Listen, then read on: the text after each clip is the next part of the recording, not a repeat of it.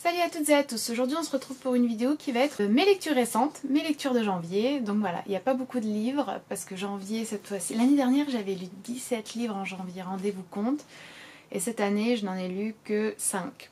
Voilà. Et j'ai beaucoup de mal à lire en ce moment. Si vous me suivez sur mes autres réseaux sociaux, vous savez que ma santé n'est pas au top, que je suis prof et que ça demande beaucoup de temps. Et que janvier et février sont des mois très chargés et un peu speed, donc voilà. En janvier, j'avais lancé un défi littéraire qui s'était intitulé, enfin qui avait été nommé par l'une d'entre vous Littéraventure.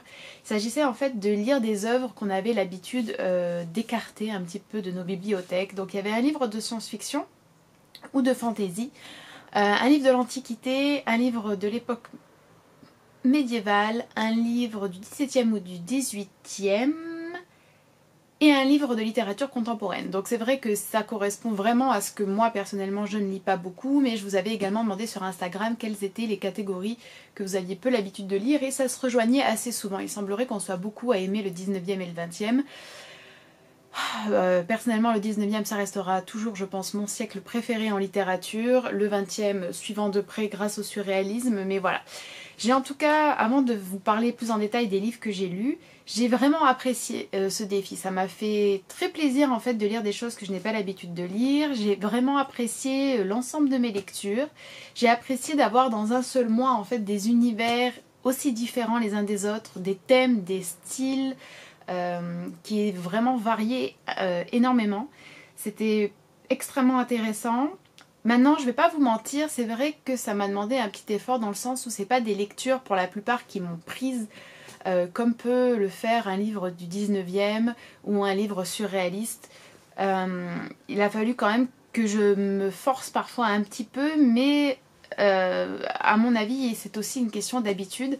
Je pense que ce qui était intéressant dans ce challenge, c'est d'interroger en fait nos préférences littéraires, nos goûts. Bien évidemment qu'il y a effectivement des choses que l'on aime et des choses que l'on aime moins. Je reste, par exemple, il n'y a pas de raison particulière à ce que le surréalisme soit mon mouvement préféré. C'est pas un mouvement qui est très à la mode à la fac, je ne l'ai pas vraiment étudié, je ne l'ai pas non plus vraiment étudié au lycée, c'est un mouvement hermétique, c'est un mouvement difficile, c'est un mouvement qui a été énormément critiqué, notamment par les mouvements féministes, etc. Donc voilà, le fait que j'aime autant le surréalisme, en soi, c'est pas, comment dire, il y a peu d'influences extérieures qui ont fait que ça a été mon mouvement préféré. Par contre, si je me penche sur le pourquoi en fait je suis aussi peu fan de littérature médiévale, bien évidemment qu'il y a des choses qui relèvent de mes goûts, de mes affinités, mais je peux pas m'empêcher de penser aussi que c'est parce que c'est une littérature qu'on retrouve peu souvent, c'est une littérature qu'on étudie vraiment peu, en fait, passer la 6e, 5e, et puis parce que voilà, ça reste pour moi assez... c'est un univers que je connais peu, c'est une période que je connais peu, et qui reste aussi associée à l'agrégation, qui, voilà, est une période de ma vie et une expérience que je n'aime pas forcément. Quant au contemporain... bon non, le contemporain je pense que c'est vraiment pas mon truc et on va en reparler, mais voilà, c'était pas du tout en fait l'idée de se forcer à tout lire et l'idée de dire qu'il faut tout aimer et que pour être un vrai bon lecteur ou une vraie bonne lectrice il faut tout aimer. Je me souviens que lorsque j'avais fait une vidéo sur ces auteurs et autrices que je n'aimais pas, j'avais reçu pas mal de commentaires, pas mal, mais j'avais reçu quelques commentaires venant toujours pratiquement d'hommes très paternalistes et très condescendants qui m'expliquaient qu'en fait, si je n'aimais pas telle époque, c'est parce que je ne la comprenais pas, que je ne la connaissais pas, alors que j'ai quand même un master de recherche en littérature et que c'est quelque chose, la littérature qui m'intéresse énormément et que je lis sur l'histoire littéraire, sur la critique littéraire dans mon temps libre également. Donc, je suis pas du tout en train de dire que voilà, on doit tout aimer et que si vous n'aimez pas telle ou telle période ou tel auteur, c'est que vous ne la connaissez pas et que vous êtes un culte. C'était pas l'objectif de ce défi littéraire.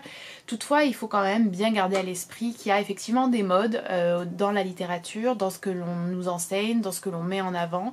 Il y a également des œuvres qui sont plus difficiles à appréhender, des mouvements littéraires qui sont plus complexes et dont il faut parfois... comment dire, connaître un petit peu plus le contexte, les bases pour pouvoir apprécier les œuvres. Et voilà, c'était un petit peu tout simplement ça, l'idée derrière ce défi littéraire. Alors on va commencer avec l'époque antique. Alors pour l'époque antique, je vais être honnête, je ne l'ai pas encore fini. J'en suis à environ la moitié, parce qu'en fait j'ai décidé de lire Penser pour moi-même de Marc Aurèle, suivi du manuel d'Épictète. Je m'en tiendrai aux pensées pour moi-même. Et les pensées pour soi-même, c'est vraiment un petit peu à la c'est des pensées quoi, à la manière des pensées de Pascal, à la manière des caractères de La Bruyère ou des maximes de La Rochefoucauld. Ce sont de courts textes. Et il est donc difficile en fait, à mon sens, de se poser avec ce livre et de passer des heures et des heures dessus parce qu'il n'y a pas de trame narrative, parce qu'il n'y a pas d'histoire, il n'y a pas d'intrigue, il n'y a pas vraiment de personnage, parce que c'est aussi, je trouve, dans la forme ultra concise, dans l'expérience intérieure et dans le côté très réflexif et presque philosophique, même j'ai envie de dire pas presque, hein, dans le côté assez philosophique qu'il y a dans cette œuvre-là, ça se lit par petits moments comme ça afin de vraiment les apprécier, les laisser mûrir en nous, d'y repenser, de revenir dessus, de relire les phrases. Donc ça a été une très très bonne découverte. Je pense que la littérature antique, c'est vraiment celle que j'aime le plus et dans ces catégories que je lis le moins, c'est sans doute celle que j'aime le plus et que donc j'aimerais prendre le plus le temps de redécouvrir pour approfondir mes connaissances parce que je suis vraiment nulle en littérature antique, à mon grand regret. Ensuite, pour la littérature médiévale, je vais vous avouer que j'ai un petit peu triché. Au début, j'avais prévu de lire de la poésie médiévale comme on en lit souvent. Et finalement, j'ai lu ce recueil-là qui s'intitule Histoire extraordinaire et récits fantastiques de la Chine ancienne. Donc au niveau des dates, ça correspond à la période médiévale telle que nous on la conçoit en Occident ou en tout cas en France. J'ai assez aimé en fait, ce sont de courts récits qui s'apparentent, c'est pas vraiment des contes mais ce sont de courts récits qui sont ici fantastiques et qui peuvent faire penser à, je sais pas moi... oui, même certains récits de l'époque médiévale qu'on peut aussi retrouver avec des personnages fantastiques, avec des leçons de morale à la fin, avec les personnages de la cour. J'ai trouvé que c'était très facile à lire, que ça se lisait très très bien, que c'était assez intéressant de découvrir un petit peu les fondations quand même d'une partie en tout cas de la culture chinoise que je ne connais que peu. Et il me semble quand même que les contes et les récits fondateurs et ce genre de petites histoires sont toujours très importantes à connaître quand on veut se lancer dans la découverte d'une culture d'un pays parce que ce sont en général des thèmes qui sont repris dans la littérature et qui peuvent être également référencés dans pas mal d'œuvres, même plus contemporaines et plus récentes. Donc voilà, j'étais contente. Maintenant, je dois vous avouer que, étant donné que c'était une traduction en français vraiment moderne et qu'il n'y avait aucune trace de langue ancienne, vu que c'est une traduction en français, ça donnait pas l'impression de lire de la littérature médiévale comme quand on va lire les Laits de Marie de France ou d'autres choses du genre. Mais voilà, c'était mon choix, j'ai envie de vous dire. Ensuite, pour un roman ou un ouvrage du 17e ou du 18e, j'ai choisi le 18e avec Diderot. Et j'ai lu La religieuse de Diderot. J'ai beaucoup aimé, j'ai trouvé que c'était très très bien. Il y avait une petite longueur au milieu. C'est un ouvrage qui est ici considéré comme un chef-d'œuvre du roman anticlérical, gothique et libertin. Et en effet, tout est dit, j'ai envie de dire, mais c'est toujours de manière très délicate quand même de la part de Diderot, ce qui n'empêche pas d'avoir quelques palpitations quand même à la lecture de cette œuvre. C'est l'histoire d'une nonne, d'une jeune fille qui est contrainte à prendre les habits de nonne et qui est maltraitée, qui est martyrisée réellement dans son couvent, qui doit en changer et qui essaie de se débattre avec sa vie tout simplement. J'ai vraiment trouvé que c'était extrêmement bien écrit, j'ai trouvé que c'était transgressif, que c'était délicat, que c'était intéressant. J'ai vraiment beaucoup aimé cette lecture en fait. Vraiment, j'ai trouvé ça très très bien. Je me suis même dit qu'en fait ça aurait été intéressant de l'étudier avec des élèves parce que là il y a tellement à faire au niveau du style, au niveau de la critique, au niveau des enjeux esthétiques et littéraires de l'époque.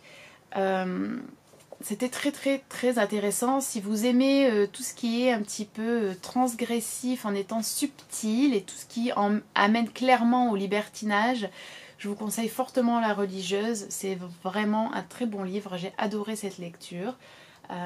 Ça se lit très très bien également, il n'y a vraiment pas de difficulté, c'est pas lourd, le style est fluide, enfin j'ai envie de dire, Diderot pour moi c'est vraiment l'un des auteurs qui a le style le plus fluide, en tout cas c'est ce que moi je remarque à sa lecture à chaque fois que je le lis. Alors ensuite, pour ce qui est de la fantasy ou de la science-fiction, je me suis dirigée vers la science-fiction. Alors je dois vous avouer qu'au début, je m'étais dirigée vers la fantasy avec un livre d'Ursula, alors j'ai aucune idée de comment on prononce son nom, d'Ursula Le Guin, Le Guin, Le Guin, je sais pas. Et finalement, j'ai pas réussi à rentrer dedans. Ça devient... Autant quand j'étais plus jeune, j'ai lu pas mal de fantasy et j'adorais rentrer dans ces univers imaginaires, dans ces autres mondes et dans ces autres réalités. C'était quelque chose que j'aimais énormément. Autant maintenant, ça fait extrêmement longtemps que ça ne m'est pas arrivé et à part Le Seigneur des Anneaux, franchement, c'est ultra difficile pour moi. Donc j'ai abandonné cette lecture. J'espère peut-être y revenir, mais pour le moment, c'était vraiment pas du tout ce qu'il me fallait. Et j'ai donc opté pour La Ménagerie de papier de Ken Liu, qui avait été recommandé par Cynthia Dubois, qui avait après été recommandé par Nabolita. Alors mon grand regret, c'est qu'en fait, c'est un livre qui a été écrit en anglais. Je pensais que Ken Liu était un auteur chinois. Alors effectivement, il est né en Chine, mais après il a émigré aux États-Unis, donc il s'est mis à écrire en anglais. Et si j'avais su, je l'aurais acheté en anglais parce que je n'achète jamais de traduction de livres anglais vu que je peux lire en anglais, mais bon. Donc c'est un peu un regret parce que j'aurais pu vous donner une vraie analyse ou en tout cas un vrai retour sur ce livre. C'est un recueil de nouvelles, il y a certaines nouvelles qui sont très très courtes, d'autres qui sont un peu plus longues. Les sujets sont extrêmement variés. Ça peut aussi bien parler de l'intelligence artificielle que de la vie extraterrestre, que de petits objets qui prennent vie. Il y en avait qui étaient extrêmement émouvants. Je crois que celui qui est extrêmement émouvant, c'est celui qui donne... Enfin moi en tout cas, celui qui m'a beaucoup ému, c'est celui qui donne son titre au recueil, La Ménagerie de papier. Il y en a qui sont très drôles également. Il y a une autre nouvelle qui s'intitule Le Golem au GMS et en fait c'est vraiment très marrant. C'est une façon ultra irrévérencieuse de s'intéresser au fantastique slash à la science-fiction et de critique. Enfin, il y avait Dieu dedans. C'était vraiment, franchement, très intéressant, très marrant. J'ai trouvé que c'était une bonne lecture. J'ai apprécié. Je recommanderais franchement ce livre aux gens qui ont un petit peu de mal à lire, qui sont pas trop dans les classiques, qui n'aiment pas les gros pavés et qui aiment bien les choses un petit peu légères, qui donnent toutefois à réfléchir avec une petite pointe comment dire, de farfelu dedans peut-être. Après, pour être totalement honnête avec vous, j'ai pas non plus adoré. J'ai trouvé que parfois c'est manqué. Enfin, déjà le style pour moi c'est problématique, c'est-à-dire que vous voyez, quand vous sortez en fait de Diderot et quand vous sortez de Marc Aurèle et que vous arrivez sur ça, le style vraiment on sent un écart énorme. Et pour moi c'est problématique parce que le style c'est vraiment un des éléments primordiaux en littérature et déterminant quant à est-ce que je vais aimer ce livre ou pas. Comme je vous l'ai dit toutefois, c'était une traduction, donc je ne sais pas. Voilà, ça reste une très bonne lecture, très intéressante, super exploitable pour en discuter en lecture commune par exemple, pour des lecteurs et lectrices plus jeunes également, pour se remettre à des littératures de l'imaginaire, mais si vous recherchez un style incroyable, pour moi c'est vraiment pas ça. Alors, ensuite, pour la littérature contemporaine, j'ai décidé de lire Le Consentement de Vanessa Springora. Alors, en fait, c'est extrêmement difficile pour moi de vous parler de ce livre parce que j'estime que... Comment dire? Parce que je ne sais pas ce que j'ai envie d'en dire. Je l'ai dévoré. Voilà. Je l'ai vraiment lu ultra rapidement, sans m'ennuyer, sans le trouver lourd, sans voir le temps passer.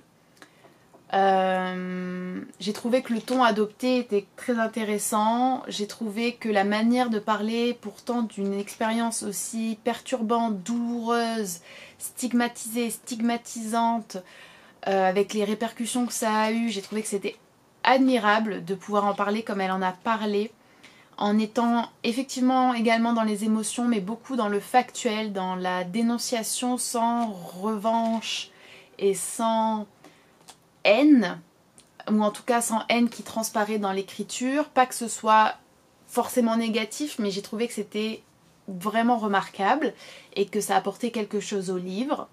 J'ai trouvé qu'il y avait des tas de distinctions, de nuances qui étaient apportées, qui étaient également remarquables parce qu'elle n'est pas du tout tombée dans une pensée ultra manichéenne et absolutiste qui ne correspondrait pas à la réalité de ce qu'est en fait, de ce que peuvent être les relations, etc. c'est peut-être l'une des meilleures façons de dénoncer les prédateurs sexuels et les pédophiles, à mon avis. Maintenant, comme beaucoup de littératures qui sont autobiographiques, je trouve que au niveau du style, c'est un petit peu léger. Voilà. Après, comme je vous dis, je me sens mal à l'aise en fait de critiquer un petit peu le style de ce livre parce que c'est pas trop ma place et parce que je sais pas. Dans telle situation, aurais-je eu le courage d'écrire ce livre, aurais-je eu la capacité de développer mon style et de déployer mon style dans un tel livre, je ne sais pas. Ce qui m'a gênée, on va dire, au niveau du style, c'est que j'ai trouvé les dialogues mal faits, surtout les dialogues en fait lorsqu'elle est adolescente. Donc c'est un livre qui est écrit à la première personne, ce qui également est difficile, et elle fait parler qui elle était lorsqu'elle avait 13-14 ans et un peu plus. Et j'ai trouvé que ça, c'était pas réussi. J'ai également trouvé qu'il y avait quelques répétitions et simplicités dans certaines phrases qui se veulent. En fait, par certains. Vous savez, quand j'avais lu Marguerite Yourcenar, je vous avais dit qu'il y avait certaines phrases qui tombaient un peu à chaque fois, comme vous savez, ces assertions qui sont censées faire un effet. On est censé, voilà, se reposer le livre et se dire ah ouais quand même. Et en fait non. Par moments, j'ai l'impression que ça a essayé de faire ça, mais sans réussir à le faire. Après, voilà, je vais pas dire que c'est un livre mal écrit, pas dire qui suis-je pour dire ça. C'est un livre qui mérite d'être lu, c'est un livre qu'on devrait lire, ne serait-ce que pour soutenir la personne qu'elle est, l'écrivaine qu'elle est, la prise de parole que c'est. Mais voilà, c'est en tout cas au niveau du style, c'est clairement pas une lecture qui m'a réconciliée avec le contemporain. Pour moi, j'ai encore pas trouvé, hormis dans certaines littératures étrangères, de contemporains qui puissent rivaliser avec la littérature que j'aime au niveau du style. Voilà. Mais j'ai vraiment apprécié apprécié, je sais pas si on peut dire que j'ai apprécié cette lecture, mais je suis contente d'avoir lu ce livre et je suis contente d'avoir acheté ce livre. Et je pense que c'est aussi un livre important à lire, vraiment. Voilà, c'est un peu ce que je voulais en dire. Et je sais que vous avez été quelques-unes à le lire, donc je serais très curieuse de savoir ce que vous en avez pensé. Je pense que pas mal de ces livres, vous les avez peut-être déjà lus ou déjà rencontrés, donc si vous les avez lus, dites-moi ce que vous en avez pensé. Est-ce que, voilà, ah oui, est-ce que vous avez participé au challenge? Si oui, avec quelle lecture? N'hésitez pas à me le dire ici en commentaire, à échanger entre vous, mais aussi à me le dire sur Instagram si vous le souhaitez. Je vous rappelle également que si vous avez en fait envie de lire avec moi et avec nous, j'ai un book club, tout est en barre d'infos. Et j'ai annoncé les lectures pour le mois de février. Donc au mois de février, nous lisons L'impasse des deux palais de Naguib Mahfouz. Et nous lisons également La presqu'île arabe de Salwa El quelque chose. J'ai oublié le nom, je suis absolument désolée. Voilà. Donc n'hésitez pas à me réagir, à me dire ce que vous avez lu au mois de janvier. N'hésitez pas à me dire si vous avez participé au challenge, au défi littéraire aventure. Et je vous dis à la prochaine.